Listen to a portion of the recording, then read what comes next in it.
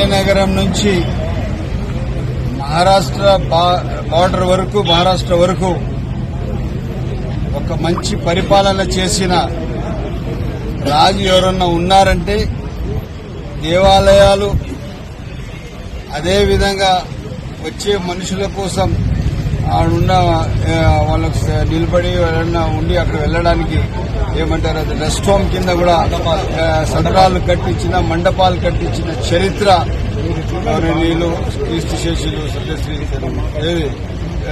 కృష్ణదేవరాయలు.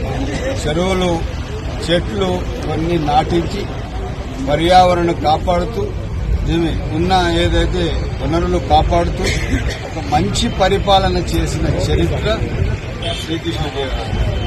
అటువంటి పరిపాలన చేసిన మనిషికి మనమందరూ గుర్తించేలా కాపు బలిజ సామాజిక వర్గానికి వెనుకబాటుతనానికి మనం గుర్తించి పూర్తి స్థాయిగా కాపు బలిజల ఐక్యతకు చాటుతూ వాళ్ల వెనుకబాటుతనానికి పూర్తిగా మనం అందరం గుర్తించి మనం ఏదైతే ఎలక్షన్ లో మాట ఇచ్చామో 1 ఎకరా స్థలము ₹1 కోటి ఫండ్స్ ఇస్తామని ఆ మాట పైన ముఖ్యమంత్రి చంద్రబాబు నాయుడు గారు కట్టుబడి ఉన్నారు. తప్పకుండా మంచి మెయిన్ రోడ్డుకే ఒక స్థలం ఇస్తాము, అదేవిధంగా ₹1 కోటి కూడా ఇస్తాము. ఆ రోజు నేను 2009-14 ఎమ్మెల్యే ఉన్నప్పుడు ఇక్కడ నా దగ్గర మొన్న మునరత్నం సారు ఇంకా మా కొంతమంది నాయకులందరూ వచ్చి కోరితే ఈ స్థలానికి శ్రీకృష్ణదేవరాయల సెంటర్ కింద ఇచ్చడం, సర్కిల్ కింద ఇవ్వడం జరిగింది. అదే మాట మీద నిలబడ్డాము.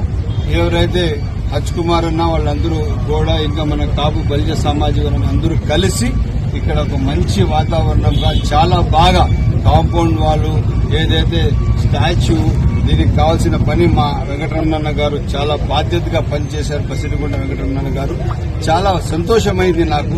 ఒక అసెట్ వాళ్ళకి స్థలం ఇచ్చినప్పుడు దానికి ఒక అసెట్ కింద క్రియేట్ చేసి దానికి 10 మందికి 10 కాలాల పాటు ఉన్నట్టుగా చేసిన బలిజ నాయకులకి అందరికీ ప్రత్యేక అభినందనలు, ధన్యవాదాలు. తప్పకుండా రేపు కాపు బలిజ సామాజిక వర్గానికి నా వంతు సాయం ఏమడిగినా కూడా నేను మీతో ఉన్నాను. తప్పగా మనం అందరం కలిసి ఏదైతే పార్లమెంట్ సెగ్మెంట్ లో 2 కమ్యూనిటీసే మేజర్ గా ఉన్నాయి, కాపు బలిజ మైనారిటీలు ఉన్నారు.